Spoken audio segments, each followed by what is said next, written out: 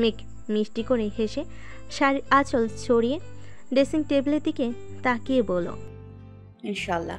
এখন বল আমায় কেমন লাগছে? ওনাকে পাগল করার জন্য যথেষ্ট না?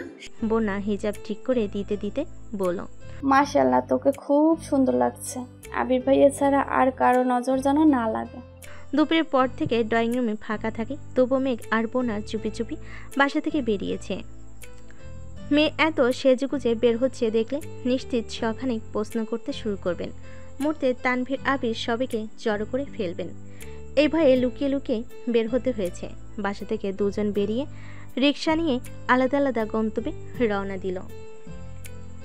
বন্যা সরাসরি বাসায় যাচ্ছে, মেঘ পার্কে যাচ্ছে। যাওয়ার সময় একগুচ্ছ লাল আর হলুদ গোলাপও সঙ্গে নিয়েছে। জ্যাম পার করে পার্ক পর্যন্ত আসতে মেঘের অনেকটা সময় লেগেছে। আজ অফিস ডে হয়, পার্কে খুব বেশি মানুষের ভিড় নেই, আবার একেবারে ফাঁকাও না। শাড়ি পরে একা একা হাঁটতেও খুব বিরক্ত লাগছে। কিছু দূর গিয়ে গাছের নিচে একটা বেঞ্চে বসলো, ফুলগুলো পাশে রেখে ফোনটা হাতে নিল। আবিরকে ফোন দেওয়ার খুব চেষ্টা করছে, কিন্তু ভয়ে হাত কাঁপছে। বাসা থেকে খুব সাহস নিয়ে বের হলো। পার্ক পর্যন্ত আসতে আসতে সাহসের ছিটে ফোটাও বেঁচে নেই। হাতের কম্পনের কারণে কাচের চুড়িগুলো একে অন্যের সঙ্গে বাড়ি খাচ্ছে।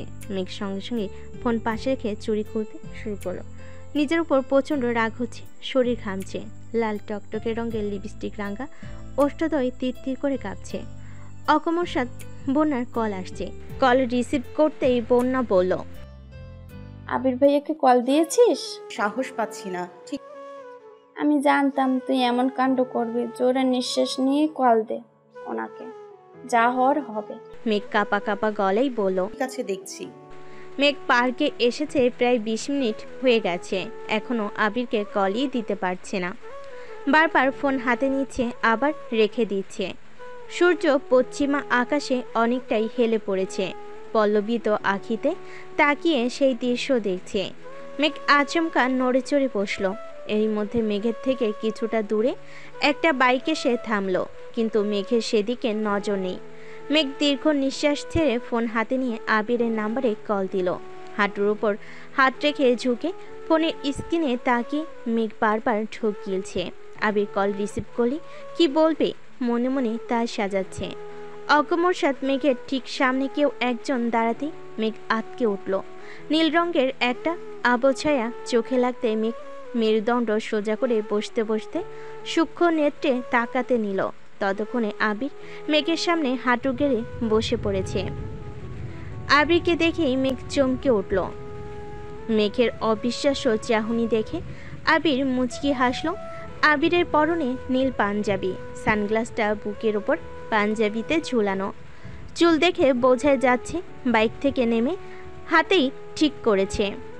ঠোঁটে লেগে আছে মায়াবী হাসি। আবির এক মুহূর্ত দেরি না করে মেঘের সামনে একগুচ্ছ সাদা গোলাপ ধরে নেশাক্ত কণ্ঠে বলতে শুরু করলো, আমার মনটা করে চুরি, বুকে মারলি বিষের ছুরি, কোথায় গিয়া হইলি গোপন ধরতে নাহি পারে বন্ধু। মেঘ দুহাতে মুখ চেপে ডাগর ডাগর চোখে আবিরের অভিমুখে তাকিয়েছিল। হার্টবিট বেড়েছে কয়েক গুণ, সেদিকে কোনো খেয়াল নেই। আবিরের প্রশ্নে চক্ষুদয় প্রশস্ত করে অবচেতন মনে চেঁচিয়ে উঠল, না, আমি মানি না। মেঘের চোখে মুখে অল্প বিস্তর ক্রোধের আভাস পাওয়া যাচ্ছে। আশেপাশে বসা 2-4 জন মেঘ আবিরের দিকে এমনভাবে তাকিয়ে আছে যেন মেঘার একটা চিৎকার দিলে ছুটে আসবে। আবির আশেপাশে তাকিয়ে পরিস্থিতি বুঝে নিল। মেঘের মায়াবী 2 আঁখি আবিরের চোখে মুখে নিবদ্ধ। সকাল থেকে নেওয়া মানসিক প্রিপারেশন, সাজগোজ সব যেন বৃথা হয়ে গেল। মেঘ মুখ ফুলিয়ে শ্বাস ছেড়ে বলল, আপনি আমার সব প্ল্যান ধ্বংস করে দিতে পারলেন। আবির তখনও হাঁটু গেড়ে বসে আছে। হাতে থাকা সাদা গোলাপগুলোর দিকে তাকিয়ে গলা খাকারি দিয়ে আস্তে করে আবারও বলল, তোকে কে বলছে আমি রূপকথা রাজকুমার হতে চাই না, শুধু তোর মনের রাজ্যের রাজা হতে চাই। Will you be my queen? মেঘ কাদো কাদো মুখ করে তাকিয়ে আছে।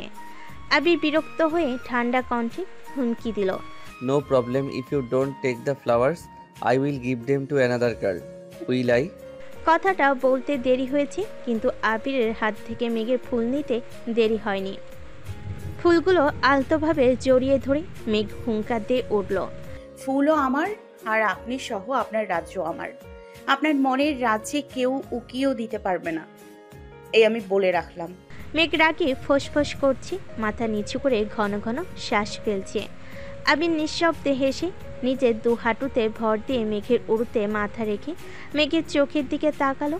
মুহূর্তে মেঘের রাগ আর অভিমান উধাও হয়ে গেছে। মেঘের হৃৎপিণ্ডের গতি অস্বাভাবিক জোরালো, হৃদস্পন্দনের শব্দ বাহির থেকে শোনা যাচ্ছে। আনমনি হাতের ফুলগুলো বুকের সঙ্গে চেপে ধরে আবিরের দিকে তাকালো। আবিরের নেশাক্ত হাসিতে মন্ত্রমুগ্ধ মেঘ। আবির অত্যন্ত মায়াবী কণ্ঠে বলল, মনের রাজ্যে উকি দেওয়া তো দূর, আমার দিকে কেউ তাকানোর আগেই বলে দিবে প্লিজ খালা আমার দিকে তাকাবেন না। আমার ঘরে একটা পরীর মতো বউ আছে, বউটা যেমন কিউট তেমন হিংসুটে। আবিরের মুখে বউ শব্দটা শুনে মেঘ আশ্চর্য নয়নে তাকিয়ে আছে। অজানা শিহরণে মন উড়ুড়ু করছে, বারবার কানে বাজছে। আমার ঘরে একটা পরীর মতো বউ আছে। অদ্ভুত অনুভূতি মনকে রাঙিয়ে দিয়েছে। লজ্জায় আবিরের চোখ থেকে দৃষ্টি সরিয়ে নিয়েছে অনেক আগেই, তবুও বক্ষ স্থলের ইতস্ততা কাটাতে পারছে না। আবির মেঘের উড়ু থেকে উঠে মেঘের ডান হাতটা নিজের কাছে টেনে নিল। আবিরের অনাকাঙ্ক্ষিত স্পর্শে মেঘের হাতসহ সম্পূর্ণ শরীর কম্পিত হচ্ছে।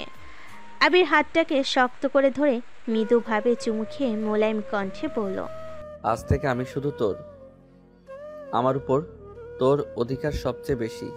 তুই যখন যা বলবি তাই হবে, খুশি? আবিরের চুমুতে মেঘের শরীর ঝাঁকুনি দিয়ে উঠেছে। সেদিন অর্ধঘুমে থাকায় আবিরের কপালে দেওয়া চুমুটা সেভাবে উপলব্ধি করতে পারেনি। তবে আজ মেঘ সম্পূর্ণ সজ্ঞানে আছে। মেঘ নির্বাক হয়ে বসে আছে, বহু চেষ্টা করেও গলা দিয়ে কথা বের করতে পারছে না। যে আবির ভাইয়ের প্রণয়ের স্রোতে সর্বক্ষণ ভেসে যেতে চায়, সেই আবিরের প্রেমিক সুলভ আজন আবেগময় কথাই কোনো প্রতিউত্তর করতে পারছে না।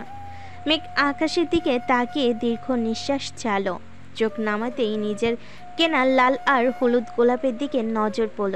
সহসা মনে পড়ে গেছে নিজের করা পরিকল্পনার কথা। মেঘ গুরুতর কণ্ঠে বলে উঠল, আপনি এটা কেন করলেন? আমি সকাল থেকে প্ল্যান করে ভাবিকে দিয়ে শাড়ি কিনিয়ে সেই যে গুজে আসছি, আর আপনি আমার সব পরিকল্পনা নষ্ট করে দিয়েছেন। আপনি খুব পচা। আবির মেঘের হাত ছেড়ে বসা থেকে উঠে সরাসরি মেঘের দুপাশের বেঞ্চে হাত রেখে মেঘের দিকে ঝুঁকে দাঁড়ালো। মেঘ ঠোঁট উল্টে মনমরা হয়ে আবিরের দিকে চেয়ে আছে। আবির প্রশস্ত আঁকিতে তাকি নিরেট কণ্ঠে বলল, আমার এত বছরের অনুভূতি, আসক্তি আর সুদূর প্রসারী পরিকল্পনা আপনি কেবল কয়েক ঘন্টায় তছনছ করে দিয়েছেন। তবু আমি চুপচাপ বসে দেখব, আপনি ভাবলেন কিভাবে? মেঘ নিরেট দৃষ্টিতে তাকি শক্ত কণ্ঠে শুধালো। আমি এখানে আসছি, আপনি এটা কিভাবে জানেন? আবির মুচকি হেসে বলল, সকালে আপনার হাবভাব দেখেই সন্দেহ হয়েছিল। তানভীরকে কলও দিয়েছিলাম, কিন্তু ও ফোন রিসিভ করেনি। 2:37 আপনি শাড়ি পরে বাসা থেকে বের হতেই আমার কানে খবর চলে গেছিল। তানভীরকে কল দিতে অতঃপর জানতে পারলাম যে আমার সন্দেহ ঠিক ছিল। তানভীর বন্যাকে বলে ফেলছে, মানে আপনার কানে কথা চলে গেছে। 3:16 ফুলের দোকানে ফুল কিনেছিলেন, আর আমি তখন শপিং মলে আপনার শাড়ির সঙ্গে ম্যাচিং পাঞ্জাবি খুঁজতে ব্যস্ত। আপনি এখানে এসে বসেছেন ঠিক 4:22। তখন আমি রেডি হয়ে বেরিয়ে ফুল কিনতে যাচ্ছি। ফুল নিয়ে আসতে আসতে তাই একটু দেরি হয়ে গেছে। আপনি এত কিছু কিভাবে জানেন? ম্যাম, আপনাকে আগেই বলেছিলাম আপনাকে ছাড় দিয়েছি, কিন্তু ছেড়ে দেইনি। তাছাড়া আপনি যার তার মনের মানুষ না। মনে রাখবেন, আবিরের পৃথিবী আপনি, আর সেই পৃথিবীকে আগলে রাখতে আবির সব কিছু করতে পারে। খানবাড়িতে চারপাশ ঘিরে এমন কিছু ব্যক্তি আছে যারা নিজের কাজের পাশাপাশি সর্বক্ষণ বাসার দিকে নজর রাখে। খানবাড়িতে কখন কে আসছে, কে যাচ্ছে, কেন আসছে, সব আপডেট আমাকে পাঠায়। এমনকি এই যে আপনি এখানে আছি, এখানেও আমার লোক আছে। মেঘ কপাল কুঁচকে বলল, হ্যাঁ, বললেই হলো। মজা করেন আমার সাথে? আবির মেঘের চোখে চোখ রেখে বলল, আমার ডান পাশে কিছুটা দূরে কালো টি শার্ট পরা ছেলেটাকে দেখো। তার পেছনের দিকে কফি কালার শার্টের ছেলে, আর ওইদিকে বাইকে বসা ছেলেটাকে দেখো। মেঘ তিনজনকে এক পলক দেখে ভুরু কুচকে প্রশ্ন করলো। তারা আপনার লোক? বিশ্বাস হয় না? না। ওকে, ওয়েট। আবির ফোন বের করে মেসেজ পাঠাতে ছেলেগুলো যে যার মতো চলে যাচ্ছে। মেঘ অবাক চোখে তাকিয়ে প্রশ্ন করলো। ওনারা সত্যি আপনার লোক? আপনার কথায় সেকেন্ডের মধ্যে চলে গেছে, কিভাবে সম্ভব? আপনার জন্য সব সম্ভব। মেঘ চোখ বড় বড় করে তাকিয়ে জিজ্ঞেস করলো। তারা এখানে কেন আসছিল? আমার অবর্তমানে কেউ যেন আমার স্প্যারোর দিকে চোখ তুলে তাকাতে না পারে তার জন্য। তাই বলে তিনজন? আর ওনারা আপনার কি হয়? দুজন ছোট ভাই, একজন ফ্রেন্ড, তিনজনের বাসা কাছাকাছি। তাই বলছিলাম আমি আসার আগ পর্যন্ত কেউ যেন আশেপাশে থাকে। এসে দেখি তিনজনই উপস্থিত। মেঘ নিজের কেনা ফুলগুলোর দিকে তাকিয়ে শীতল কণ্ঠে বলল।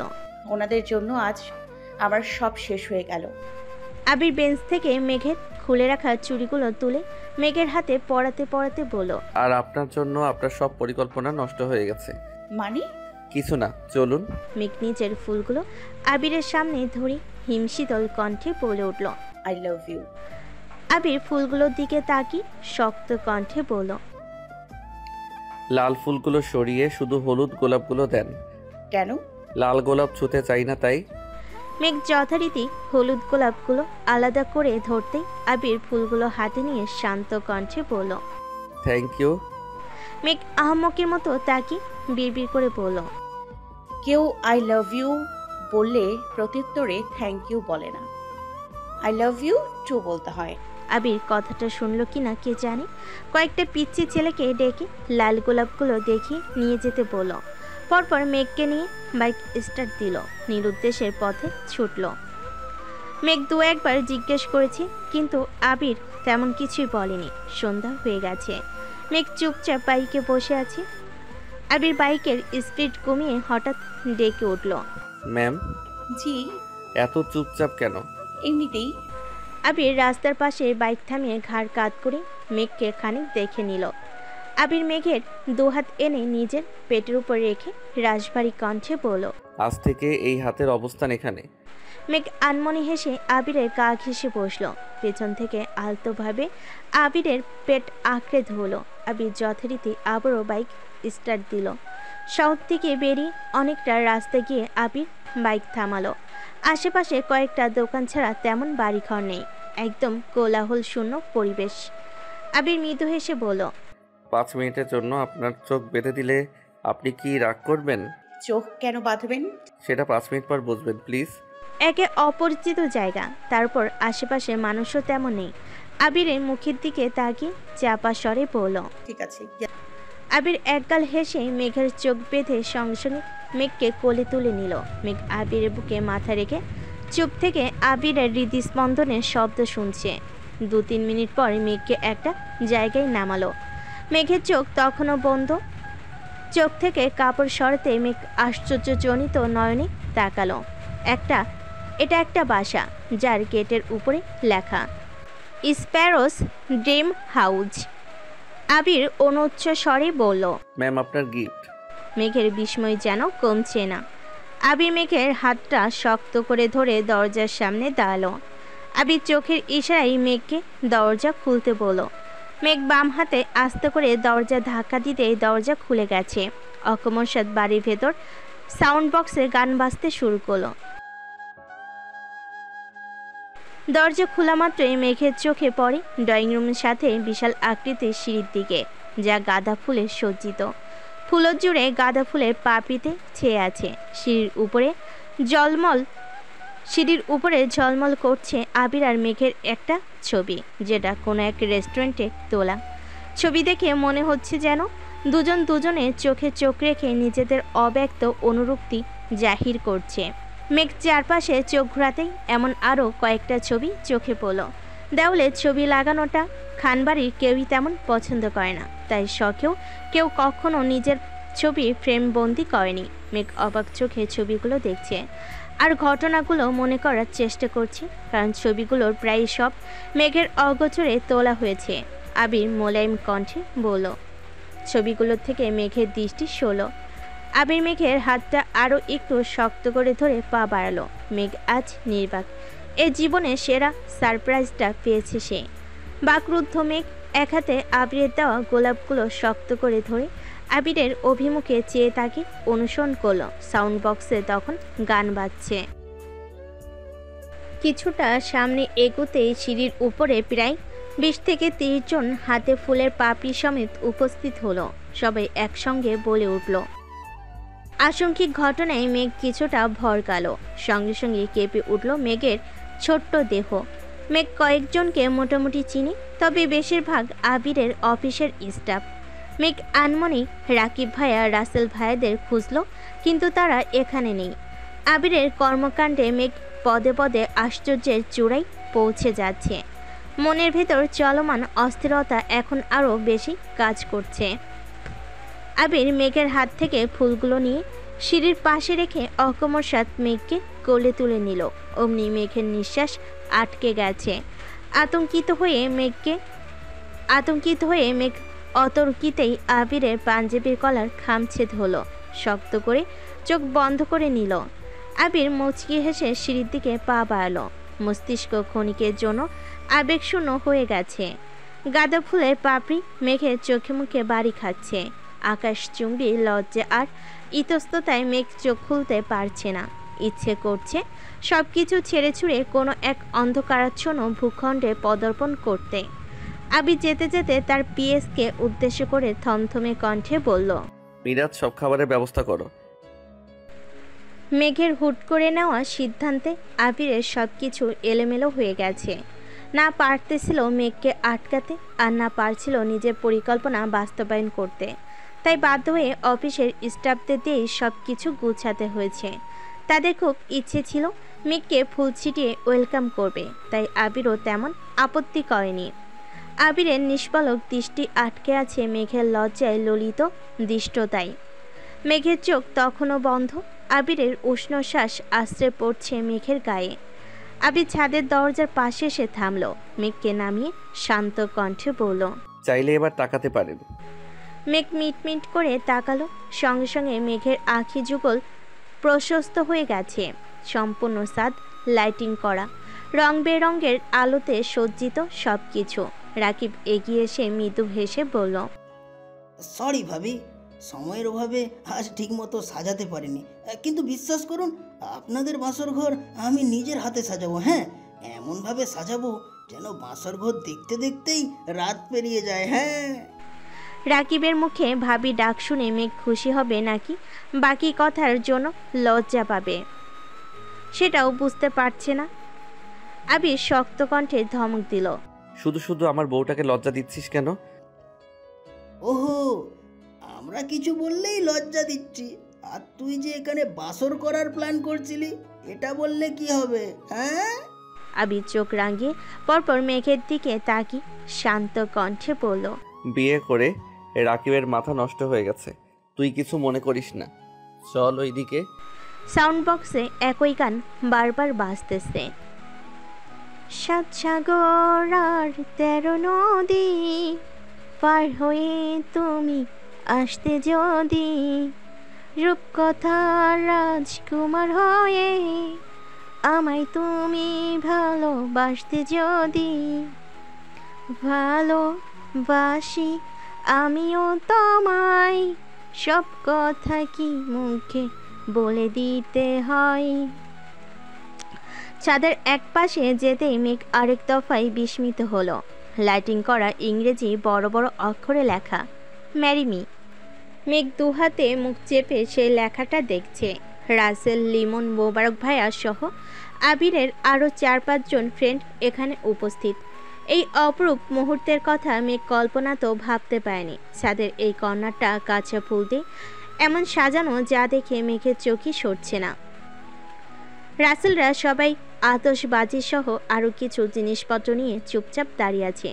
মেঘ আবিরকে দেখার জন্য আলতোভাবে চোখ ঘোরালো। আবির হাঁটু গেড়ে বসে মেঘের দিকে একটা রিং ধরে ক্ষীণ স্বরে বলল, তুই আমার অবসন্ন হৃদয়ের অস্ফুট প্রফুল্লতা, আমার প্রণয়ের একমাত্র পরিণীতা।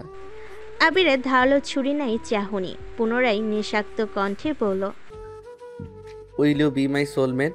মেঘ আবেগময় কণ্ঠে ঝটপট বলল। আশেপাশে রাকিব রাসেলদের দিকে তাকানোর মতো অবস্থা নেই মেঘের। সে এখন অন্য দুনিয়ায় আছে। আজকের এই দিনটা মেঘের কাছে স্বপ্নের মতো। আবির হাত বাড়াতেই মেঘ নিজের ডান হাতটা আবিরের হাতের উপর রাখলো। আবির সেই হাত সরিয়ে মেঘের বাম হাত সামনে এনে মৃদুগামী হস্তে খুব যত্ন নিয়ে আংটিটা পরিয়ে দিল। মেঘ তীক্ষ্ণ দৃষ্টিতে তাকিয়ে আছে। মনের ভেতর একটা প্রশ্ন ঘুরপাক খাচ্ছে।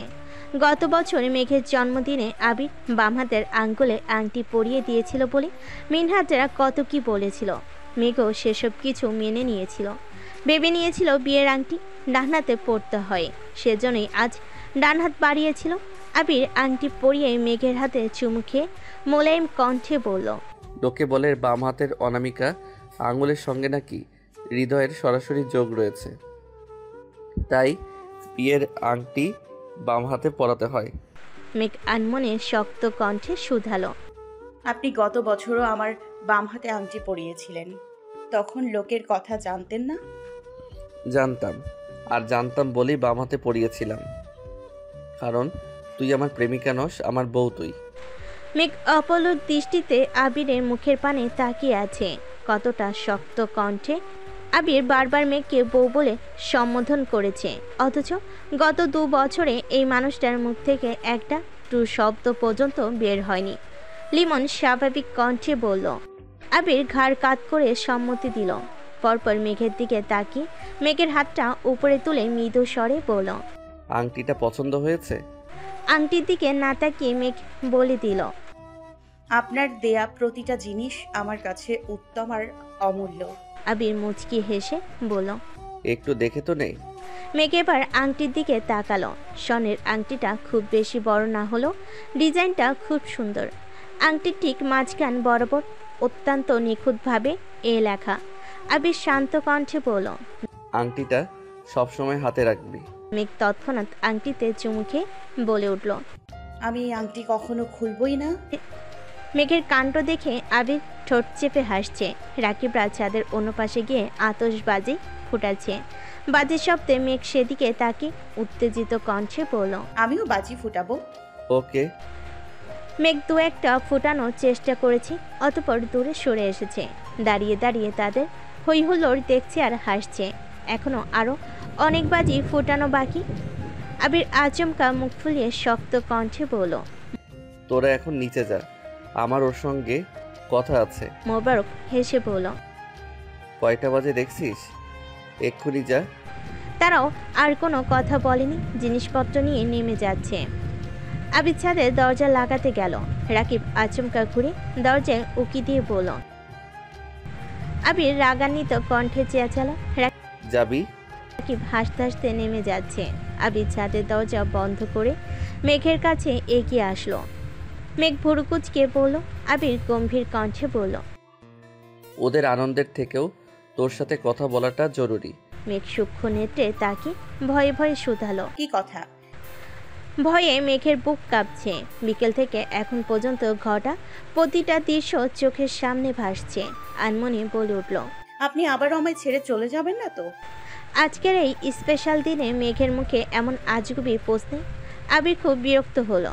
কপালে কয়েক স্তর ভাঁজ ফেলে চোখ ছোট করে বলল, তোর চোখের পাতায় কি লাগছে? দেখি চোখটা বন্ধ কর তো। মেঘ সঙ্গে সঙ্গে চোখ বন্ধ করে শুধালো। ঠিক কি লাগছে? আবির 1 সেকেন্ড দেরি না করে মেঘের লাল রঞ্জকে শুভসিত ওষ্ঠে নিজের ওধর ছোঁয়ালো। অনাকাঙ্ক্ষিত স্পর্শে সহসা চোখ মেলল মেঘ। স্বাভাবিকের তুলনায় 2 চোখ 3 গুণ প্রশস্ত হয়ে গেছে। মেঘের হৃদয় তোলপাড় করা রং বেরঙের অনুভূতিগুলো নিস্তব্ধ হয়ে গেছে। শ্বাসনালীতে ভয়ানক ঝড় চলছে। আবিরের খোঁচা খোঁচা দাড়ির স্পর্শে মেঘের শিরা উপশিরায় রক্ত সঞ্চালন পর্যন্ত বেড়ে গেছে। আবিরের উষ্ণ শ্বাস মেঘের নাকি মুখে লাগছে। মেঘ 2 হাতে আবিরের বুকের ধাক্কা দিয়ে দূরে সরানোর চেষ্টা করলো। সরাতে তো পারলই না, উল্টো আবির মেঘের উদর আঁকড়ে ধরে মেঘের আরও ঘনিষ্ঠ হয়ে দাঁড়ালো। আবিরের ঘনিষ্ঠতায় মেঘের প্রশস্ত আঁখি আরও বেশি প্রশস্ত হলো। আবির অন্য হাত দিয়ে মেঘের 2 চোখ বন্ধ করে দিল। আবিরের নিকট সংস্পর্শে মেঘের গায়ে কাটা দিয়ে উঠছে। ঘামে জবজবে মেঘের শরীর বেয়ে অনর্গল পানি পড়ছে। নিজেকে ছাড়ানোর চেষ্টায় ব্যর্থ হচ্ছে বারবার। মেঘের এলোমেলো নিঃশ্বাস কোনো কিছুই যেন আবিরের থেকে ছাড়াতে পারল না মেঘকে। এভাবে কত মিনিট কেটেছে জানা নেই। আবির মেঘের অধর থেকে অধর সরিয়ে শক্ত করে জড়িয়ে ধরল মেঘকে। মেঘের কানে কাছে মুখ এগিয়ে ফিসফিস করে বলল, এখন থেকে বাজে কথা বললে এভাবেই শাস্তি দিব, মনে থাকবে? মেঘ কণ্ঠ খাদে নামিয়ে আস্তে করে বলল। হুম। অযাচিত পরিস্থিতিতে মেঘ সচকিত হয়ে আছে। নিষ্কলুষ মনে জমে থাকা ভয়, ভীতি আর অভিমানেরা অবিদিতে গুম হয়ে গেছে। আবির ভাইকে নিজের করে পাওয়ার যে উন্মাদনা এতদিন তাড়া করে বেড়াচ্ছিল, সেই উন্মাদনার পরিসমাপ্তি ঘটেছে আজ। আবিরের অনুষঙ্গে নিজেকে হারাতে বসেছে।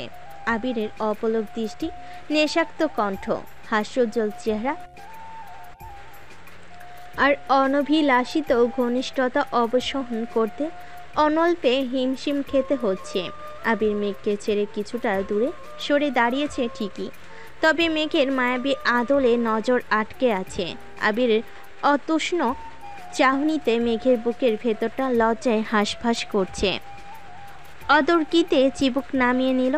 আবিরের সঙ্গে দু আঙ্গুলে পুনরায় মেঘের চিবুক উঠে মোলায়েম কণ্ঠে বলল, তুই জানিস তোকে আজ কতটা সুন্দর লাগছে? মেঘ চোখ তুলে তাকিয়ে কাঁপা কাঁপা গলায় জিজ্ঞেস করলো, কতটা? সমুদ্রের প্রভূত জলরাশি যতটা সুন্দর ঠিক ততটা। দেখতে প্রশান্ত হলেও সঙ্গীন। মেঘ মলিন হাসল। আবির পরপর শক্ত কণ্ঠে শুধালো, তোকে শাস্তিটা কেন দিয়েছি জানিস? বাজে কথা বলেছি তাই?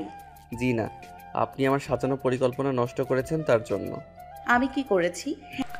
আবির শ্বাস ছেড়ে বলতে শুরু করলো, 2টা বছর ধৈর্য রাখতে পারলেন, অথচ আর 2টা দিন ধৈর্য রাখতে পারলেন না।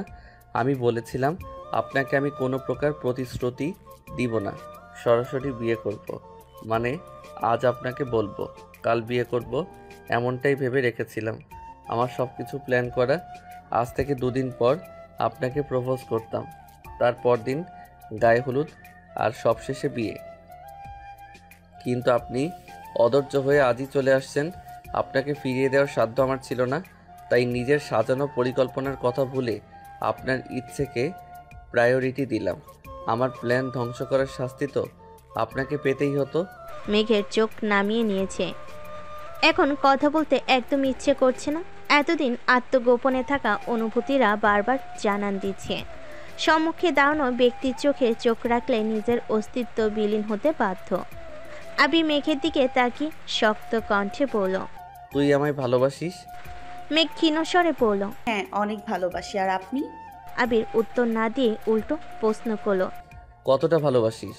যতটা ভালোবাসলে আপনার হৃদয়ের প্রতিটা অনুনাদে আমার নাম শোনা যাবে, ঠিক ততটাই ভালোবাসি। আমার জন্য সব করতে পারবি? মেঘ কপাল কুঁচকে বলল, সব পারবো, কিন্তু আপনাকে ছাড়তে পারবো না। আজ যদি আবির অথবা পরিবার দুটো থেকে যে কোনো একটাকে বেছে নিতে বলা হয়, তখন তুই কি করবি? বেছে নিতে পারবি আমাকে? মেঘ শীতল চোখে তাকিয়ে ভেজা কণ্ঠে বলল, পারবো। আবির মলিন হেসে শুধালো, যদি বলা হয় আবিরকে ছাড়তে হবে তখন? মেঘ অতর্কিতে আবিরকে জড়িয়ে ধরে কাঁদতে কাঁদতে বলল, আমি আপনাকে ছাড়তে পারবো না, প্লিজ। আর যাই বলেন আমি সব মেনে নিব। বাসায় না নিলে সারা জীবন আপনার সাথে থেকে যাব, তবুও কারো কথায় আপনাকে ছাড়তে পারবো না। আবির মেঘের চোখ মুছে ধীর কণ্ঠে বলল, কাঁদতে বারণ করেছি না তোকে? মেঘ ভেজা কণ্ঠে বলল। বাসা কি কোনোভাবেই আমাদের মেনে নেবে না? আবির দীর্ঘশ্বাস ছেড়ে বলতে শুরু করলো, শুধুমাত্র বাসায় মানানোর চেষ্টায় গত 3 বছর যাবৎ অক্লান্ত পরিশ্রম করে যাচ্ছি। আমি আমার বাবা মায়ের একমাত্র ভরসা। ওনারা আমাকে অনেক ভালোবাসেন। একজন দায়িত্বশীল ছেলে হিসেবে আমাকেও আজীবন ওনাদের পাশে থাকতে হবে। আমি স্বইচ্ছায় কোনোদিন আব্বু আম্মুর সাথে সম্পর্ক নষ্ট করব না। 3 বছরে আমি আমার সবটুকু দিয়ে চেষ্টা করেছি, এখনও করছি। শুধুমাত্র ওনাদের চোখে যোগ্য হওয়ার জন্য প্রাইভেট কার কিনেছি, আলাদা কোম্পানি দাঁড় করিয়েছি, বাসা পর্যন্ত করেছি। ওনারা যোগ্যতা চাইলে আমি আজ জোর গলায় বলতে পারবো, হ্যাঁ আমি তোর জন্য যোগ্য। তোকে পাওয়ার জন্য ওনারা যদি শর্ত দেন আমি আব্বু চাচ্চুর দেয়া যে কোনো শর্ত মেনে নিতে রাজি, তবু তোকে আমার লাগবে। কিন্তু ওনারা যদি আমাদের সম্পর্ক মেনে না নেয় বা তোকে ছাড়ার কথা বলে, তখন আমি চুপ থাকতে পারবো না। পরিস্থিতি যদি এমন হয় যে বাসা থেকে বেরিয়ে আসতে হয়, আমি চুপচাপ বাসা থেকে বেরিয়ে আসবো, কিন্তু তোকেও তখন আমার সঙ্গে বেরিয়ে আসতে হবে। বিশ্বাস কর, আমি তোকে কষ্টে রাখবো না, আর তোকে পরিবার থেকে বিচ্ছিন্নও করবো না, কারণ আমি জানি আমার থেকেও তোর অনেক বেশি আবেগ জড়িয়ে আছে ওই বাসায়। কিন্তু কি করব বল, আমার যে তোকে লাগবেই লাগবে। বাসায় মেনে না নিলে হয়তো কয়েকটা দিন একটু দূরে থাকতে হবে, তারপর আমি সব ঠিক করে দিব। জাস্ট কয়েকটা দিন, ফুপির মতো 28 বছর পরিবার ছেড়ে থাকতে হবে না তোকে। আব্বু ছাড়া বাকি সবাইকে মানিয়ে নিতে পারবো, হয়তো আব্বু একটু ঝামেলা করবেন, তবে যাই হোক, আজ তোকে আমার সাথে থাকতে হবে। থাকবি তো? মেঘ ঠান্ডা কণ্ঠে বলল। থাকবো। প্রায় 1 ঘন্টা সময় নিয়ে আবির মেঘকে বুঝিয়েছে কি করতে হবে, কি বলতে হবে, সব বুঝিয়ে দিয়েছে। ততক্ষণে এশার আজানের সময় হয়ে গেছে। আবির পকেট থেকে ফোন বের করে সময় দেখে নিল। বিকেল থেকে এই পর্যন্ত 24টা কল আসছে। ফোন সাইলেন্ট থাকায় টের পায়নি। তানভীর কলের পর কল দিচ্ছে। মেঘকে নিয়ে ফিরে বাসায় যেতে হবে। এদিকে আলী আহমেদ খান, মোজাম্মেল খান, ইকবাল খান 3 জন মিলে অনেকগুলো কল দিয়েছেন। দুপুরে মিটিং শেষে শিফাতের সঙ্গে আবিরের খুব রাগারাগি হয়েছে, আর একটুর জন্য হাতাহাতি হতে যাচ্ছিল। শিফাতের চালচলন আবিরের একদম পছন্দ না। ছেলেটা যতই ভালো সাজার নাটক করুক না কেন, আবিরের সামনে বারবার ধরা পড়েছে। কিন্তু আলী আহমেদ খানের চোখে শিফাত খুবই ভদ্র ছেলে। আজ সকালেই আলী আহমেদ খান ল্যাপটপে শিফাতকে ফ্যামিলি ফটো দেখাচ্ছিলেন। আবির অফিসে ঢুকতে শিফাতের কণ্ঠ কানে আসছে। মেঘ তো মাশাআল্লাহ অনেক সুন্দর হয়েছে, বিয়ে দেননি কেন এখনো? একদিন সময় করে মেঘকে দেখতে যাব, সাথে সবার সাথে পরিচয় হয়ে যাব। আলী আহমেদ খান কথাটা তেমনভাবে গুরুত্ব না দিলেও আবিরের শরীর রাগে জ্বলছিল। আব্বুর সামনে কিছু বলতে পারছিল না, আবার চুপ থাকতেও পারছিল না। তারপর মিটিং থেকে বের হতেই দেখলো শিফাতের ফোনের স্ক্রিনে আবিদের ফ্যামিলির ফটোতে থাকা মেঘের ছবিটা বড় করে দেখছে। ওই ছবি দেখে আবিরের মেজাজ তুঙ্গে রাগে চিৎকার করতে শিফাত ছবি কেটে দিয়েছে। ইকবাল খান দ্রুত ছুটে আসেন। উনি কিছু না বুঝলেও আবিরের অগ্নিমূর্তি ধারণকৃত রূপ দেখে টেনে হিঁচড়ে আবিরকে সরিয়ে নিয়ে গিয়েছিলেন। আলী আহমেদ খান তখনও নিশ্চুপ ছিলেন। সব কিছুতেই ওনার মনে হচ্ছিল আবির শিফাতকে জব দিতে নিষেধ করেছিল, আর সেই ক্ষোভই শিফাতের সাথে রাগারাগি করে। তারপর আলী আহমেদ খান বলে বসেন শিফাতকে বাসে থাকার ব্যবস্থা করে দিবেন। এই কথা শুনে আবিরের রাগ 3 গুণ বেড়ে গেছিল। আলী আহমেদ খানের সাথে রাগারাগি করে আবির তখনই অফিস থেকে বেরিয়ে আসছিল। নিজের অফিসে এসে কেবিনে বসা 10 মিনিটের মধ্যে কল আসে। মেঘ শাড়ি পরে বাসা থেকে বেরিয়েছে। একে আব্বুর উপর মেজাজ খারাপ, সব কিছু মিলিয়ে বিরক্ত। তারপর মেঘের আশঙ্কিক কর্মকাণ্ডে অনিচ্ছা সত্ত্বেও পেশির কথা ভেবে বেরিয়েছিল, আর এখনও হাসি মুখে মেঘকে সময় দিচ্ছে। তবে সেই বিকেল থেকেই ফোন সাইলেন্ট করে রেখেছে। আজ যা হবে খান বাড়িতেই হবে। আবির মেঘের সাথে কথা শেষ করে মেঘকে নিয়ে নিচে আসলো। ততক্ষণে স্টাফদের প্রায় সবাই চলে গেছে। মিরাজ আর তার 2-3 জন ফ্রেন্ড বসে আছে। আবিরদের নামতে দেখে শান্ত কণ্ঠে বলল, ভাইয়া সবার খাওয়া শেষ, ওনারা যে যার মতো চলে গেছেন। আবির ঠান্ডা কণ্ঠে বলল, আচ্ছা, কিন্তু রাকিবরা কোথায়? মিরাজ রাজভারী কণ্ঠে বলল, রিয়া ভাবি কল দিয়েছিল, উনি বোধহয় অসুস্থ। রাসেল ভাইয়াকে নিয়ে তাড়াহুড়ো করে গেছেন, কল দিয়েছিলাম রিসিভ করেননি। ও, রাকিবরা খেয়েছে? হ্যাঁ, সবার খাওয়া হয়েছে।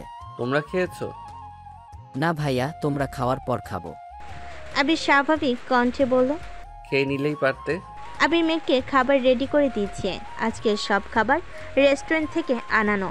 সন্ধ্যার দিকে মিরাজের ফ্রেন্ডরাই খাবার নিয়ে এসেছে, সাথে 1 টাইম প্লেটার গ্লাসও নিয়ে আসছিল। মেঘকেও সেই প্লেটেই খাবার দিয়েছে আবির। মিরাজ আর ওর ফ্রেন্ডরা ছাদে গেছে।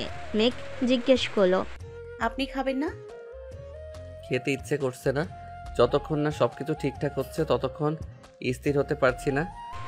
মেঘ আবিরের চোখের দিকে তাকিয়ে মোলায়েম কণ্ঠে বলল, যা হবার হবে। সারা দিন খাননি, আগে খেয়ে নিন, আমি খাইয়ে দিই। আবির আর চোখে তাকিয়ে মৃদু হেসে বলল। বাব্বা, বউ বউ ফিল এসে গেছে নাকি? মেঘ ভেঙচি কেটে বলল। দেখি হা করেন। আবির কথা না বাড়িয়ে চুপচাপ খেয়ে নিল। খেতে খেতে তানভীরকে কল দিয়ে কথা বলে নিয়েছে। মিরাজকে আগেই বলেছিল আবির শার্ট আর প্যান্ট নিয়ে আসার জন্য। আবির পাঞ্জাবি পায়জামা পাল্টে শার্ট প্যান্ট পরে মিরাজ থেকে বিদায় নিয়ে রওনা দিল। আজ মিরাজরা এখানেই থাকবে। আগামীকাল তানভীর এসে সব কিছু গুছিয়ে রেখে যাবে। যাওয়ার আগে মেঘ হলুদ আর সাদা সবগুলো গোলাপ একসঙ্গে শপিং ব্যাগে করে নিয়ে গেছে। আসার সময় কিছুটা দূরত্ব থাকলেও এখন বাইকে বসে মেঘ পেছন থেকে আবিরকে শক্ত করে জড়িয়ে ধরেছে। আবির মুচকি হেসে এক হাত মেঘের দু হাতের উপর রেখে উদ্বেলহীন কণ্ঠে বলল। বাসায় উল্টাপাল্টা কিছু বললে এইভাবে জড়িয়ে ধরতে পারবেন তো? মেঘ আস্তে করে বলল। দেখা যাক আপনি পারবেন। আবির মৃদু হেসে বলল। অবশ্যই, আমি একদম কোলে নিয়ে চলে আসব। মেঘ মেকি স্বরে বলে উঠল। আমিও দেখব আপনার কেমন সাহস। ওকে। আবির বাইক স্টার্ট দিল। মেঘ আবিরের প্রশস্ত পিঠে মাথা এলিয়ে আবিরের গায়ের গন্ধ উপলব্ধি করছে। অনেকটা পথ যাওয়ার পর মেঘ আচমকা ডাকলো। আবির ভাই। আবির তৎক্ষণাৎ ব্রেক কষল। বাইক থেকে নেমে মেঘের মুখোমুখি দাঁড়িয়ে গুরুতর কণ্ঠে বলল। কথায় কথায় ভাই বলার অভ্যাসটা ত্যাগ করুন। আমি আপনার ভাই না, ওকে? মেঘ শান্ত স্বরে শুধালো। ভাই না ডাকলে কি ডাকবো? আবির ডাকবি। মেঘ চোখ বড় বড় করে তাকিয়ে বলল। আমি পারবো না। কেন? স্বামীর নাম মুখে নিতে নেই, আপনি জানেন না? আবির হাসতে হাসতে বলল। হায় রে কুসংস্কার! গত 2 বছরে আবির ভাই ডাকতে ডাকতে কান তবদা করে ফেলছিল। এখন বলতেছিস স্বামীর নাম মুখে নিতে নেই? মেঘ মুখ চেপে শক্ত কণ্ঠে বলল। তখন আপনি আমার স্বামী ছিলেন না, চাচাতো ভাই ছিলেন, বুঝেছেন? বুঝেছি, কিন্তু আর একবার যদি আবির ভাই বলেছিস তাহলে বাম হাতে কানের নিচে এমন থাপ্পড় দিব 3 দিন বেহুশ থাকবি। মেঘ হুঙ্কার দিয়ে উঠল। তাহলে ডাকবো কি আমি? আবির নির্দ্বিধায় বলল। আহিয়া রাব্বু। মেঘ উদ্বেগপূর্ণ কণ্ঠে প্রশ্ন করল। আহিয়াকে? আবির মুচকি হেসে বলল। আমার মেয়ে। হোয়াট? আপনার মেয়ে আসলো কোথা থেকে? আবির দুষ্টামির স্বরে বলল। মেয়ে আমার একার না, আমাদের দুজনের মেয়ে আহিয়া। মেঘ নিজের পেটে হাত থেকে উদ্বিগ্ন কণ্ঠে বলল। আমাদের মেয়ে মানে? আমার তো এখনো বিয়ে হয়নি, মেয়ে কোথা থেকে আসবে? আবির নিঃশব্দে হেসে মেঘের মাথায় আস্তে করে গাঁটটা দিয়ে বলল। আরে বোকা মেয়ে, আমি আমাদের অনাগত সন্তানের কথা বলছি। মেঘ আহমকের মতো তাকিয়ে বলল। ছি, আপনার কি লজ্জা লাগে না? ও মা, লজ্জা লাগবে কেন? এই যে আজে বাজে কথা বলছেন। মেঘ বিরক্তি ভরা কণ্ঠে বলল। ফাজলামি রেখে তাড়াতাড়ি বাসায় চলুন। আজ বাসায় যে কি হবে দেখা যাবে। আমার আপনার জীবনেই ঘূর্ণিঝড় উড়ে যাবে। তখনই আহিয়া আবিহা যাহার হাজার কেঁদেও তার বাপকে পাবে না। আবির 2 আঙ্গুলে আলতোভাবে মেঘের নাক টেনে বলল। তার মানে আপনি মেনে নিচ্ছেন আহিয়া আমার মেয়ে আর আপনি তার মা? মেঘ ফোঁস করে উঠে আবিরের হাতে চিমটি কেটে বলল। আপনি কি যাবেন? আবির উফ করতে করতে বাইকে বসলো। বাইক স্টার্ট দিতে দিতে তপ্ত স্বরে বলল। অবধ জামাইকে চিমটি কাটা মোটেই ভালো লক্ষণ না। আল্লাহ, বিয়ের খবর নাই আর উনি জামাই জামাই করে বেহুশ হয়ে যাচ্ছেন। এই আবির গম্ভীর কণ্ঠে বলল। বাসায় মানলে বিয়ে 2-3 দিন পরে হবে, আর বাসায় না মানলে রাতেই আপনাকে নিয়ে পালাবো। মেঘ আর কিছু না বলে আবারও আবিকে জড়িয়ে ধরে বসলো। বুকের ভেতর চাপা কষ্টগুলো প্রকাশ করতে পারছে না। আজ বাসায় কি হতে চলেছে সেসব ভেবে আটকে উঠছে বারবার। দীর্ঘ সময় পর মেঘ আবিরের পিঠে মাথা রেখে আস্তে করে ডাকলো। যে আবির নিরুত্তর। মেঘ আবারও ডাকলো। এই যে শুনছেন? আবির এবারও নিরুত্তর। মেঘ গলা খাকার দিয়ে মায়াবী কণ্ঠে বলল। আহিয়ার আব্বু। আহিয়ার আম্মু বলো। মেঘ উদাসীন কণ্ঠে শুধালো। আমার জন্য এত কিছু করলেন অথচ একবারের জন্য আই লাভ ইউ বা ভালোবাসি বললেন না কেন? ভালোবাসি না বললে কি ভালোবাসা যায় না? দুজন দুজনের অনুভূতি বুঝতে পারাটা কি ভালোবাসা নয়? দুজন দুজনকে পাগলের মতো ভালোবাসতে চাইলে ভালোবাসি শব্দটা কি বলতেই হবে? মেঘ উত্তর খুঁজে পেল না। সত্যি তো, একজন আরেকজনের অনুভূতি বোঝা, পাশে থাকা, চাওয়া পর মূল্যায়ন করা, দুজন দুজনকে সম্মান করা, এগুলোই তো ভালোবাসার প্রতীক। মুখ ফুটে ভালোবাসি না বলেও বাবা মায়েরা আমৃত্যু সন্তানদের নিঃস্বার্থভাবে ভালোবেসে যান। স্বামী স্ত্রী একে অপরের পরিপূরক হিসাবে সারা জীবন পাশে থাকেন। ভাই বোনের সম্পর্কে কেউ কেউ কাউকে ভালোবাসি বলে না, অথচ কারোর কোনো সমস্যা হলে সবার আগে ঝাঁপিয়ে পড়ে। তবে কেন ভালোবাসি কিংবা আই লাভ ইউ শোনার এত প্রবণতা সবার মাঝে? প্রতিনিয়ত ভালোবাসি বলে কি সত্যিকারের ভালোবাসা খুঁজে পাওয়া যায়? মেঘ আবিরকে আরও শক্ত করে জড়িয়ে ধরল। আর কিছু বলার বা শোনার ইচ্ছে নেই মেঘে। বাসার কাছাকাছি আসতে বেশ কিছুটা সময় লেগেছে। বাসা থেকে কিছুটা দূরে বাইক থামিয়ে দুজনেই নামলো। পরপর কল দিল তানভীরকে। তানভীর অনেকক্ষণ অপেক্ষা করে কিছুক্ষণ হলো একটা কাজে গেছে, আসতে একটু সময় লাগবে।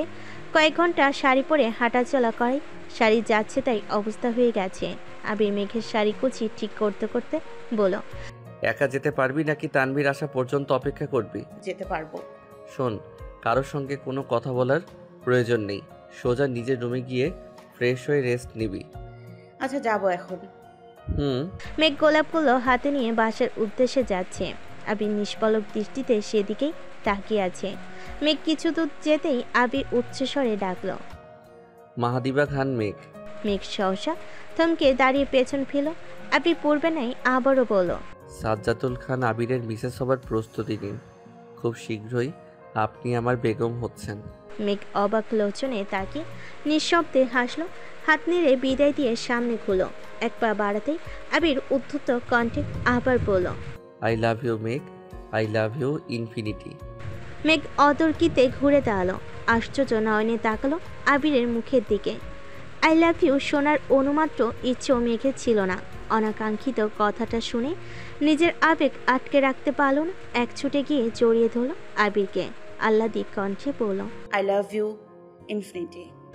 আবির মেঘের মুখটা তুলে কপাল বরাবর চুমুকে শান্ত কণ্ঠে বলল, ভালোবাসি ভালোবাসি ভালোবাসি, আমৃত্যু ভালোবাসি তোকে। মেঘের বিস্মিত আঁখি যুগল আবিরের চোখে নিবদ্ধ। ফাঁকা রাস্তা কিছুটা দূরে থাকা ল্যাম্পপোস্টের আলো আবিরের শ্যামলা চেহারায় পড়ছে। মেঘ সেই মায়াময় আদরে তাকিয়ে থেকে আনমনে বলে উঠল, আপনি এত কিউট কেন? আবির মৃদু হেসে বলল, এখন কিন্তু শাস্তি দিব। মেঘ তৎক্ষণাৎ আবিরকে ছেড়ে কিছুটা সরে দাঁড়ালো। পরপর থমথমে কণ্ঠে শুধালো, ভালোবাসি বলবেন না তো এখন বললেন কেন? আবির তপ্ত স্বরে বলল, আমি তোর কোনো ইচ্ছে অপূর্ণ রাখবো না তাই। মেঘ অত্যন্ত নমনীয় কণ্ঠে বলল, আমার খুব ভয় হচ্ছে। আবির হিজাবের উপর দিয়ে মেঘের দুগালে হাত রেখে চাপা স্বরে বলল, আমি আছি তো তোর পাশে, ভয় কিসের? আমি বেঁচে থাকতে তোর উপর একটা আঁচড়ও পড়তে দিব না। মেঘ আবিরের থেকে বিদায় নিয়ে চলে গেছে। আবির কিছুক্ষণ দাঁড়িয়ে সেদিকে তাকিয়ে রইল। মেঘের সামনে কিছু প্রকাশ করতে না পারলেও আবিরের বুকের ভেতর ভয়ঙ্কর তোলপাড় চলছে। কি হবে বা হতে চলেছে সেসব ভেবেই গলা শুকিয়ে যাচ্ছে। মনে আতঙ্ক বাসা বেঁধেছে অনেক আগে। তারপর দুপুরে আব্বুর সাথে রাগারাগি করে অফিস থেকে বেরিয়েছে। সারাদিন আব্বুর ফোন পর্যন্ত রিসিভ করেনি। মেঘ বাসায় ঢুকে গেছে। আবির পকেট থেকে ফোন বের করতে দেখল আলী আহমেদ খানের কল আসছে। আবির এবার দীর্ঘশ্বাস ছেড়ে কলটা রিসিভ করলো। আবির কিছু বলার আগে আলী আহমেদ খান উদ্বিগ্ন কণ্ঠে বলেন, আবির, তুমি কি শুধরাবে না? কালকের পর কল দিতে দিতে ক্লান্ত হয়ে যাচ্ছি, অথচ তোমার কোনো খবরই নেই। এত কিসের রাগ তোমার? আবির শান্ত স্বরে বলল, বলুন। আমি কি বলবো? কি বলতে বাকি রেখেছো তুমি? রাজশাহীর অফিসে সমস্যা হয়েছে, বিকালের দিকে খুব মারামারিও হয়েছে। এখন পরিস্থিতি ভালো না। তোমার চাচুর শরীর খারাপ, অফিসে আসেনি। এদিকে তুমি সারা দিন ধরে রাগ ধরে বসে আছো। বাধ্য হয়ে এখন আমাকেই যেতে হচ্ছে। আবির উত্তেজিত কণ্ঠে বলল, আপনি যাচ্ছেন মানে? আপনাকে কোথাও যেতে হবে না, আমি এখনই আসছি। আলী আহমেদ খান রাগান্বিত কণ্ঠে বলেন, ব্যবসা যেহেতু আমার, সব দায়ও আমারই। মরি আর বাঁচি ব্যবসা করেই যাব। তোমরা তোমাদের রাগ নিয়ে থাকো। আবির কণ্ঠ খাদে নামিয়ে বলল, আপনি কোথায় আছেন? Bus stand. আমি আসতেছি এখনই। আসতে হবে না। আসতেছি আমি। এদিকে মেঘ শাড়ির আঁচলের নিচে ফুল আর আংটি পরিহিত হাত লুকিয়ে বাসায় ঢুকলো। রান্নাঘরে মালিয়া খান আর আকলিমা খান কাজ করছেন, আর কেউই নেই। এই সুযোগে মেঘ দ্রুত চলে যাচ্ছে। মালিয়া খান অকমর সাথে মেঘকে ডেকে উঠলেন, শাড়ি পরে কোথায় গিয়েছিলি তুই? এত রাত করে বাসায় আসছিস কেন? মেঘ ছোট্ট করে বলল। ঘুরতে গিয়েছিলাম। মেঘ আর কোনো কথা না বলে দ্রুত নিজের রুমে চলে গেছে। একদম সাহস শেষ করে বিছানায় শুয়েছে। বন্যার কথা মনে হতেই সঙ্গে সঙ্গে বন্যাকে কল দিল। আজকে সব ঘটনা একে একে বলছে। আবি দ্রুত বাস স্ট্যান্ডে পৌঁছালো। আলী আহমেদ খান ব্যাগ নিয়ে বেঞ্চে বসে বসে চা খাচ্ছেন। আবিরের সামনে গিয়ে ঠান্ডা কণ্ঠে বলল, আব্বু আপনি বাসায় যান, আমি যাচ্ছি। এভাবে কিভাবে যাবে? বিকাল থেকে অনবরত কল দিয়েই যাচ্ছি তোমাকে। ইকবাল এমনকি মোজামেলকে দিয়েও কল দিলাম, আর তুমি কি করলে? কল রিসিভ করার প্রয়োজন মনে করলে না, এখন এসে বলছো তুমি যাবে। মজা করছো? সরি আব্বু, আর এমন হবে না। আলী আহমেদ খান রাগান্বিত কণ্ঠে হুঙ্কার দিলেন, এখন সরি বলতে হবে না, যাও। রাগ করে গাল ফুলিয়ে বসে থাকো, প্রয়োজনে 7 দিন বসে থাকো। আমি চলে যাচ্ছি, আমাকে আর কেউ বিরক্ত করবে না। আবি শীতল কণ্ঠে বলল, সরি আব্বু, আর এমন করব না, রিয়েলি সরি। এই আমি কানে ধরছি। আলী আহমেদ খান চার কাপ রেখে বসে থেকে উঠে দাঁড়িয়ে আবিরের হাত আটকে বললেন, কানে ধরতে হবে না। বাবা মায়ের কাছে সন্তান 1000টা ভুল করলে ও কিছুই না। আবির মলিন হেসে বলল, রাজশাহী আমি যাচ্ছি। আপনার এই শরীর নিয়ে এত দূর যেতে হবে না। তুমি তো জামা কাপড় পর্যন্ত নিয়ে আসোনি, কিভাবে যাবে? 2-1টা জামা কাপড় কিনে নিব, সমস্যা নেই। তোমার বাইক কি করবা? তানভীর এসে বাইক আর আপনাকে নিয়ে যাবে, কোনো সমস্যা নেই। আমি ওকে কল দিচ্ছি। ঠিক আছে যাও, কিন্তু আজকের ঘটনার মতো যদি ওখানেও কারোর সাথে রাগারাগি করেছো আর আমার কানে খবর আসছে, তাহলে তুমি কান ধরেও মাফ পাবে না, এই আমি বলে দিলাম। আবি ধীর কণ্ঠে বলল, কারোর সঙ্গে রাগারাগি করব না, কিন্তু আমি ফেরার পর আপনার সাথে আলাদাভাবে কথা বলতে চাই। আলী আহমেদ খান ঠান্ডা কণ্ঠে বললেন, হ্যাঁ কি বলবা, এখনই বলো। আবির মৃদু স্বরে বলল, এখন না, রাজশাহী থেকে এসে বলল। আচ্ছা তোমার ইচ্ছে, ওখানে যদি বেশি সমস্যা হয় তাহলে জানিও। মোজামেলের শরীর ভালো হলে ওকে পাঠাবো। আচ্ছা। বাস ছাড়ার সময় হয়ে যাচ্ছে। আবির টিকিট নিয়ে বাসে উঠে বসেছে। তানভীর এসেছে অনেকক্ষণ পর। আবির রাজশাহী যাচ্ছে দেখে তানভীর থম মেরে দাঁড়িয়ে আছে। বড় আব্বুর সামনে মুখ ফুটে কিছু বলতে পারছে না।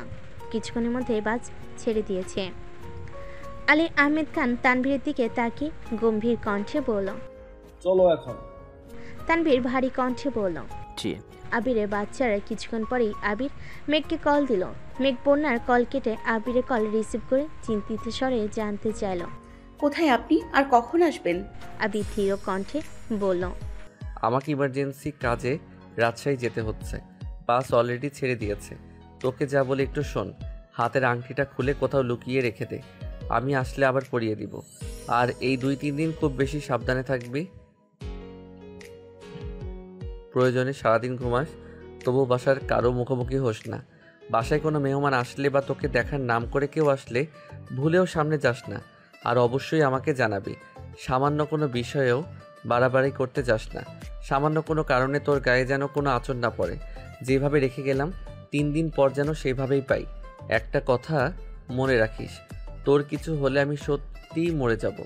আমি তোকে নিজের থেকেও বেশি ভালোবাসি।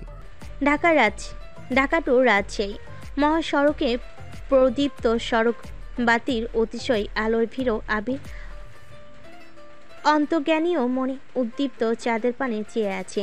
অদৃষ্ট অভিশঙ্কায় আবিরের ভুরু যুগল কুচকে আছে। চেয়ারে লাবণ্য ফিকে হয়ে গেছে। আকাশের উজ্জ্বল চাঁদে আনমনে নিজের চাঁদকে খুঁজছে। হৃদয়ের মণিকোঠায় সংগোপনে আত্মতায় রাখা প্রিয়তমাকে মনে কথা জানি এখন নিজেই কুণ্ঠিত হচ্ছে। মেঘকে আংটি খুলে রাখতে বলেছে ঠিকই, কিন্তু মেঘ যে আংটি খুলে রাখার মেয়ে না, এটা আবিরের অজানা নয়। গত বছরের দেওয়া ডায়মন্ড রিংটা প্রথম আঙ্গুল থেকে খুলতে চাইতো না মেঘ। হালিমা খানরা কয়েকবার জিজ্ঞেস করেছে এটা কিসের রিং, কে দিয়েছে, ডায়মন্ড কিনা। আবির আর তানভীর বহু কষ্টে ওই সিচুয়েশন সামলেছিল। তখন অনেক মেয়েকে বুঝিয়েছে আংটি খুলিয়ে রাখতে সক্ষম হয়েছিল ঠিকই, তবে এবার আর সে সামর্থ্য নেই। মেঘের মনে এখন আর কোনো দ্বিধা নেই কোনো আতঙ্ক। অথচ আবিরের পরিশ্রান্ত মস্তিষ্কের আতঙ্ক ক্রমে বেড়ে চলেছে। ভেবেছিল আজ বাসায় কথা বলে যা হোক সিদ্ধান্ত নিয়ে নিবে, কিন্তু পরিস্থিতি যে তার অনুকূলে ছিল না।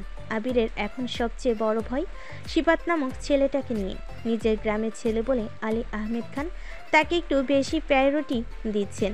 তবে ছোটোখাটো ভুল, খারাপ দৃষ্টি, বাজে আচরণ কোনো কিছুই যেন চোখে পড়ে না ওনার। নির্ঘুম রাত কাটিয়ে ভোরের আলো ফুটতে আবির রাজশাহী পৌঁছেছে। কিছুক্ষণ রেস্ট নিয়ে 9টার পরপর মেঘকে কল দিতে দিতে রেডি হতে লাগলো। পরপর দুবার কল করেছে কিন্তু রিসিভ হয়নি। এদিকে আবির এসেছে শুনে অফিস থেকে বারবার কল আসতেছে। আবির তাড়াহুড়োই অফিসে চলে গেছে। তানভীর সকাল সকাল উঠে ফ্রেশ হয়ে স্প্যারো ড্রিম হাউজের উদ্দেশ্যে রওনা দিয়েছে। গতকাল আবিরা যা কিছু অগোছলো রেখে আসছিল সব গোছাতে হবে, বাসা পরিষ্কার করতে হবে। তাছাড়া বাসার কিছু কাজও বাকি আছে, সেগুলো করাতে হবে। কাজ শেষ করতে কমপক্ষে 12 থেকে 1টা বেজে যাবে। এদিকে বন্যা ক্লাসে একা ঝিমুচ্ছে। মিষ্টি, সাদিয়া, মেঘ কেউই আজ ক্লাসে আসেনি, তাই খুব বোরিং লাগছে। মিনাজদের সাথে কথা বলতেও ইচ্ছে করছে না। ক্লাস শেষে সবার আগে বের হয়ে কিছু দূর এগোতেই একটা ছেলেকে দেখলো। পেছন থেকে দেখতে অবিকল তানভীরের মতো। বন্যা আনমনে হেসে এগিয়ে গেল সেদিকে। পরশুদিন রাত প্রায় 3টা পর্যন্ত তানভীরের সাথে কথা হয়েছিল বন্যার। পুরোটা সময় মেঘার আবিরকে নিয়েই কথা হয়েছিল। ওদের কথা শেষ করে তানভীর যে বন্যাকে নিজের কথা বলতে যাবে ততক্ষণে বন্যা অর্ধঘুমে তলিয়ে গেছে। তানভীর 2-1বার মৃদু স্বরে ডেকেছে। বন্যা ঘুমের ঘরে শুধু হু হু করছিল। তারপর বন্যার কিছু মনে নেই। গতকাল সাড়ে তিনে একবার তানভীরের সাথে কথা হয়েছিল, সেটাও মেঘের ব্যাপারে। মেঘকে সব কিছু বলে দিয়েছি কিনা সেটাই শুধু জিজ্ঞেস করছিল। বন্যা হ্যাঁ বলে তানভীর রাগী স্বরে বলেছিল, আমি শুধু তোমায় জানিয়েছি, আর না বুঝে সেটা বনুকে বলে দিলা। সকালে উঠে আমাকে একবার জিজ্ঞাসা করতে পারতে। সে যে কল কেটেছিল এখনো অবধি তানভীরের কোনো কল বা মেসেজ আসেনি। বন্যা ভেতরে কষ্ট পেলেও সেটা প্রকাশ করতে পারছে না। তানভীরকে কল দেওয়ার সাহসও পাচ্ছে না। বন্যা ছেলেটার কাছাকাছি গিয়ে পিছন থেকে ডাকলো, শুনছেন? ছেলেটা পিছনে ঘুরতে বন্যা রীতিমতো বিষম খেয়ে উঠেছে। ছেলেটা মলিন হেসে বলল, জি বলুন। বন্যা কাশতে কাশতে বলে উঠল, সরি ভাই, সরি, আমি অন্য কেউ ভেবেছিলাম।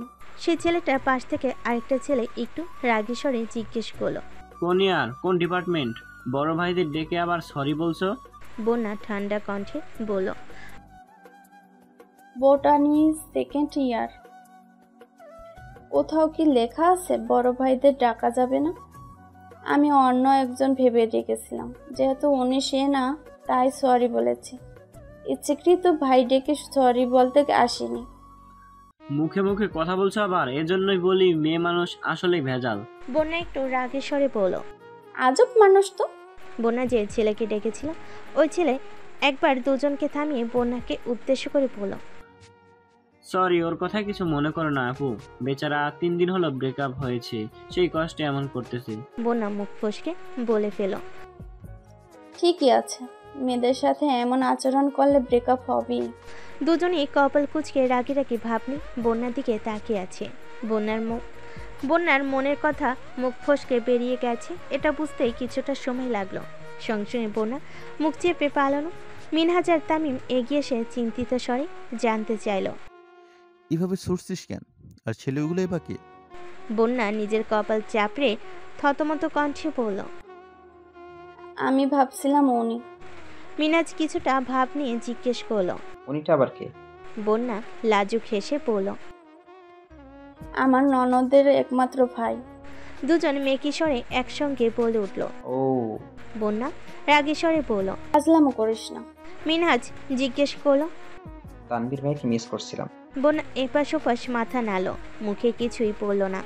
তামিম স্বাভাবিক কণ্ঠে বলল, মিস করছিস না বলেই তো চোখের সামনে শুধু ভাইয়াকে দেখিস। বন্যা আস্তে করে বলল, আমার মনে হয়েছিল উনি। মিনাজ ধীর কণ্ঠে বলল, প্যারা নিও না, বাইটা আসছে। বন্যা উত্তেজিত কণ্ঠে বলে উঠল, উনি আসবে সত্যি? দেখছিস, এই বলছে মিস করে না, সেই আসছে শুনছে, যেই আসছে শুনেছে অমনি লাফায় উঠছে। মেয়ে মানুষ, বুক ফাটবে তবুও মুখ ফুটবে না। তামিম মিনহাজদের দিকে তাকিয়ে শক্ত কণ্ঠে বলল, এখন বল উনি সত্যি আসবেন কি না? উনি না আসলে আমি বাসা চলে যাব, বিকেলে টিউশন আছে। বন্যা ঠোঁট ফুলিয়ে বলল, আমরা এত কিছু জানি না, নিজের দরকার হলে নিজেই কল দিয়ে দেখেন। আমাদের কাজ আছে, আসছি। তামিম ঠোঁট বেঁকিয়ে নিরেট কণ্ঠে বলল। মিনহাজ আর তামিম চলে যাচ্ছে। বন্যা আশপাশ তাকিয়ে দেখলো ওই ছেলেগুলোকেও আর দেখা যাচ্ছে না। এদিকে তানভীর আসবে কিনা এটাও বুঝতে পারছে না। বন্যা এক জায়গায় বসে সাহস করে তানভীরের নাম্বারে কল দিল। তানভীর কল রিসিভ করে শান্ত কণ্ঠে জানতে চাইল, কি করছো? বন্যা শীতল কণ্ঠে বলল, অপেক্ষা। তানভীর হেসে বলল, আর একটু অপেক্ষা করুন, রাস্তায় আসি। বন্যা নিঃশব্দে হেসে কল কেটে দিয়েছে। প্রায় 30 মিনিট হয়ে গেছে। বন্যা অপেক্ষা করছে, বারবার ফোন বের করছে কিন্তু কল দিতে পারছে না। অকমর সাথ আগে হওয়া দুটা ছেলের মধ্যে এক ছেলে হাতে জবা ফুল নিয়ে এসে বন্যার সামনে ধরল। বন্যা কপাল কুঁচকে বলল, আমাকে ফুল দিচ্ছেন কেন? ছেলেটা ঠোঁট খানিক প্রশস্ত হলো, মৃদু স্বরে বলল, আগে নাও তারপর বলছি। বন্যা রাগান্বিত কণ্ঠে বলে উঠল, আজব তো, আমি কেন ফুল নেব? এর মধ্যে তানভীর এসে ওই ছেলের হাত থেকে ফুলটা নিয়ে হুঙ্কার দিয়ে উঠল। ওকে ফুল দেওয়ার সাহস হলো কিভাবে আপনার? ছেলেটা থতমত খেয়ে কিছুটা দূরে সরে দাঁড়ালো। বন্যা নিভু নিভু চোখে তানভীরকে দেখছে। তানভীরের রাগান্বিত চেহারার পানে তাকানো যাচ্ছে না। বন্যা বারবার পল্লব ঝাপটে ঘন ঘন শ্বাস ফেলছে। তানভীরের মতো দেখতে ছেলেটা কোথা থেকে দৌড়ে এসে বলল, সরি ভাইয়া, কিছু মনে করবেন না প্লিজ। আসলে কিছুক্ষণ আগেই আপু আমার বন্ধুকে বদদোয়া দিয়েছিল। আপুর বদদোয়ায় উল্টো ফলে গেছে। এই খুশিতে ও ফুল দিতে আসছে। তানভীর কণ্ঠস্বর 3 গুণ ভারী করে জানতে চাইল, কিসের বদদোয়া? ছেলেটা ধীর কণ্ঠে বলল, আপু বলছিল আমার আসনের জন্য আমার ব্রেকআপ হবেই। আপু কথাটা বলছে 1 ঘন্টাও হয়নি, তার মধ্যে আমার গার্লফ্রেন্ড নিজে থেকে এসে আমার সাথে কথা বলছে। গত 3 দিনে যে মেয়ে আমার দিকে তাকেও দেখে নাই, সে আজ নিজে চলে আসছে। সেই খুশিতে আপুকে ধন্যবাদ দিতে আসছি। ওই যে আমার গার্লফ্রেন্ড দাঁড়িয়ে আছে। তানভীর অর্ধেক নষ্ট ও ফুলটা ছেলেটার হাতে দিয়ে কটমট করে বলল, ফুল দিতে মন চাইলে নিজের গার্লফ্রেন্ডকে দিন, অন্য কাউকে দিতে আসবেন না। তানভীর বন্যার হাতটা শক্ত করে ধরে গম্ভীর কণ্ঠে বলল, চলো। বন্যা অনিমেষ আঁখিতে একবার তানভীরকে দেখছে, আবার নিজের হাতের দিকে তাকাচ্ছে। বাইকের সামনে গিয়ে থেমে বন্যার হাত ছেড়ে গুরুতর কণ্ঠে বলল, ভার্সিটিতে কি এসব করতে আসো? মানুষকে ব্রেকআপ নিয়ে বদদোয়া দাও? না, উনি বাড়াবাড়ি করছিলেন তাই। তানভীর অগ্নি দৃষ্টিতে সেদিকে তাকিয়ে চেঁচিয়ে উঠল, কি করেছে তোমার সাথে? বন্যা তড়িৎ বেগে বলে উঠল, না না, ওই রকম কিছু না। উনি মেয়েদের নিয়ে আজে বাজে কথা বলছিল, তাই রাগ উঠে গেছিল। তানভীর তীক্ষ্ণ দৃষ্টিতে তাকিয়ে প্রশ্ন করল, তোমার রাগও হয়? বন্যা নিরুদ্বেগ ভাব নিয়ে বলল, না। আমার আবার কিসের রাগ? রাগ তো সব আপনাদের, আপনার বোনের। রাগ দেখতে এত বড় হয়েছি, তার মন মতো কিছু না হলেই ফোঁস করে ওঠে। ইদানিং আপনাদেরও দেখছি। তানভীর গলা খাকারি দিয়ে মোলায়েম কণ্ঠে বলল, তুমি যেমন ভাবছো আসলে তেমন না, আমি খুব ভদ্র ছেলে। কথাটা বলে তানভীর মৃদু হাসল। বন্যা ভুরু উঁচিয়ে ওষ্ঠ বাঁকিয়ে নিরেট কণ্ঠে বলল, ও আচ্ছা, তাই নাকি? আমি তো জানতামই না। বন্যার ভাবভঙ্গি দেখে তানভীর উদাসীন কণ্ঠে বলল, তুমি তো আমার সম্পর্কে কিছু জানোই না, আর জানতে চাও না। বন্যা বিপুল চোখে তাকিয়ে পরপর জিজ্ঞেস করলো, মেঘ কোথায়? এই যে দেখছো, আমি বুঝাতে চাই আর তুমি বুঝো ক।